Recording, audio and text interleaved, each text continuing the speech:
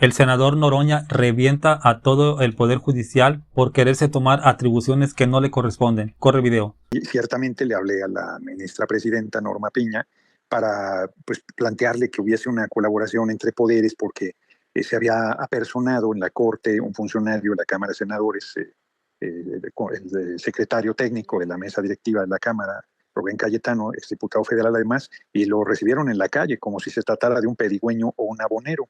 Y luego, pues no habían, dijeron que tenían todavía 15 días hábiles y no sé cuántas cosas, y a raíz de la denuncia pública que hice, ya se dignó responder la ministra presidente, y nunca como hoy, el de es juez y parte queda a la medida de lo que está haciendo el Poder Judicial. O sea, protestan en contra de la reforma al Poder Judicial, ellos mismos se otorgan amparos violando el marco legal, el artículo 61, fracción primera de la ley de amparo dice que no es improcedente el amparo cuando se trata de reformas constitucionales. Imagínate, si no cualquier oscuro juez, ellos que dicen que debe ser gente especializada, ¿cómo va a ser cualquier juez que no sabe derecho constitucional el que determine otorgar amparos contra una reforma constitucional? Es el colmo del absurdo. La reforma que aprobamos y que ya es marco constitucional vigente mantiene en la Suprema Corte de Justicia de la Nación el control constitucional. ¿Qué quiere decir eso? Que cuando se emitan leyes secundarias, la Corte puede decidir si la ley que se aprobó viola o no el marco constitucional si alguien lo reclama. Pero en ningún lado la Constitución dice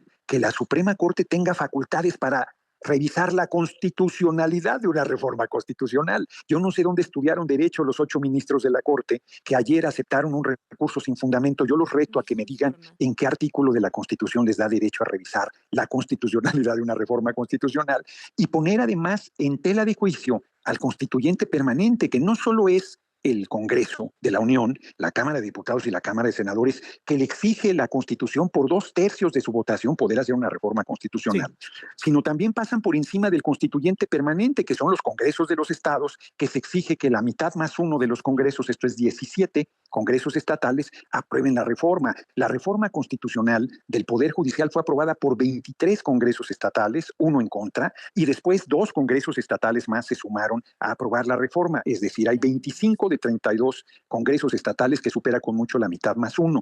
Y la Corte pretende con recursos pues leguleyos, sin fundamento legal, con chicanadas, para decirlo claro, detener primero la reforma que no pudieron y ahora pretenden todavía más grave, o no sé si más grave, ya a estas alturas no sé qué sea más delicado, detener un proceso electoral cuando no tienen facultades para detener ni ellos ni nadie un proceso electoral. Entiendo. Ni Senador, siquiera la pandemia de COVID pudo detener los procesos electorales en nuestra patria. ¿De dónde sacan ellos que tienen esas atribuciones? en ese sentido, en la carta de respuesta que hoy conocemos, hay una parte Sí. donde dice que se les recuerda que existen suspensiones que ordenan a la Judicatura no entregar dicha información. ¿Hay que decir? Bueno, ¿Cuál sería la bueno, respuesta del pues Senado? les digo que están violando la Constitución.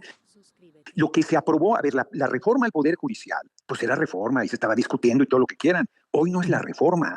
Hoy la Constitución dice que las personas juzgadoras se elegirán el primer domingo de junio de 2025 y dice que el Consejo de la Judicatura Federal tiene la obligación de entregar la información para realizar el proceso electivo de las personas juzgadoras.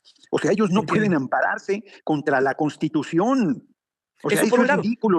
Y Lo hoy que ellos están haciendo es un absurdo jurídico. O sea, yo les vuelvo a preguntar, ¿dónde estudiaron derecho? y hoy vemos que fue notificado el INE para no realizar la elección de juzgadores, senador. Imagínate, Hoy estamos conociendo también imagínate esa información. cuando el único órgano que puede intervenir en procesos electorales es el Tribunal Electoral del Poder Judicial de la Federación, que si bien es cierto que es parte del Poder Judicial, es el único facultado, pero ni siquiera el Tribunal Electoral del Poder Judicial de la Federación puede detener un proceso electoral. Los procesos electorales, por la delicadeza del mismo, imagínate si cualquiera pudiera detener un proceso electoral, no, al igual que el pago de impuestos, nada detiene el que tú pagues los impuestos. Al final puede ser que ganes y que demuestres que tenías razón y te reintegren lo que habías pagado, pero tienes que pagar tus impuestos. No hay amparo, no hay nada que detenga el que tú realices tus contribuciones. Entiendo. De igual manera, el proceso electoral no se puede detener por nada. Insisto, ni la pandemia de COVID pudo detener los procesos electorales en nuestra patria, que Entiendo. mira que te estoy hablando de un asunto mayor. Entonces, Entiendo. lo que la Corte está haciendo y lo que el Poder Judicial está haciendo es una barbaridad jurídica, es una provocación, están incurriendo en graves responsabilidades, porque están pasando por encima del poder legislativo, del poder ejecutivo, asumiéndose como un poder por encima que la Constitución no les da esa primacía, esa supremacía, y por si no fuera suficiente, por encima del soberano, que es el pueblo. Entonces, nosotros vamos a llevar a cabo la elección de las personas juzgadoras en junio de 2025, y el INE no va a detener porque incurriría en graves responsabilidades si tuviera un proceso electoral. Es mucha la ignorancia o mucha la mala fe o las dos cosas del Poder Judicial y de la Suprema Corte frente a este tema. Pues vamos a estar muy pendientes del proceso que vaya a seguir. Usted nos lo aclara y lo deja muy claro sobre la mesa. El proceso seguirá y se continuará con la implementación de la reforma al Poder Judicial.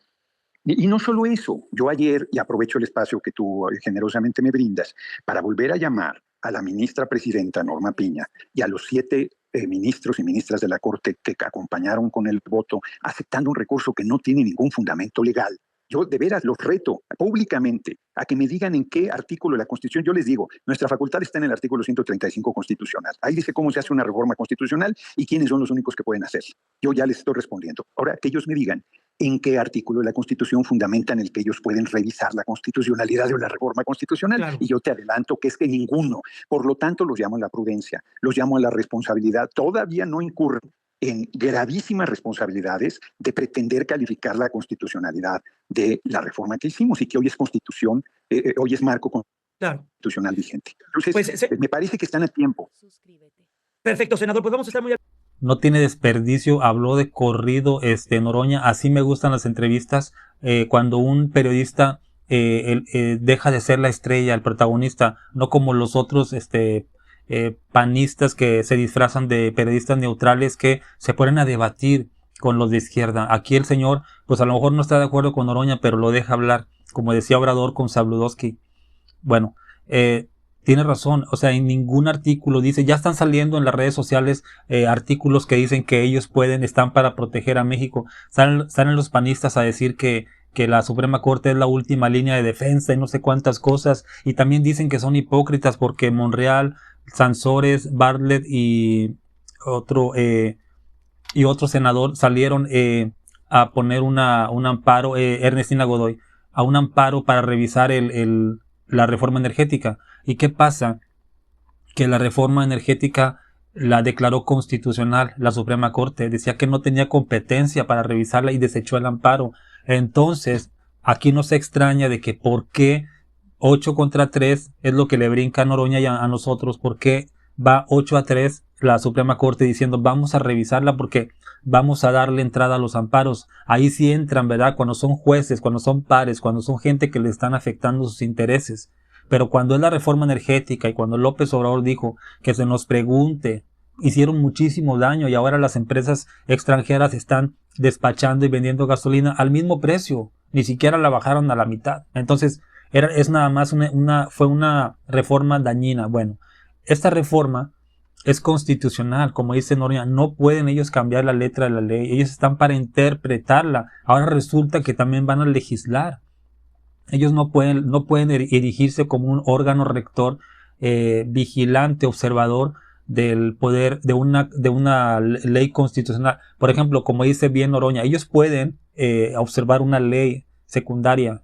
Es cierto, por ejemplo, que se diga los jueces, es una tontería, ¿no? El juez que decida en contra del pueblo de México caerá bajo pena de muerte. Bueno, ahí ellos sí la pueden revocar porque están violando derechos humanos.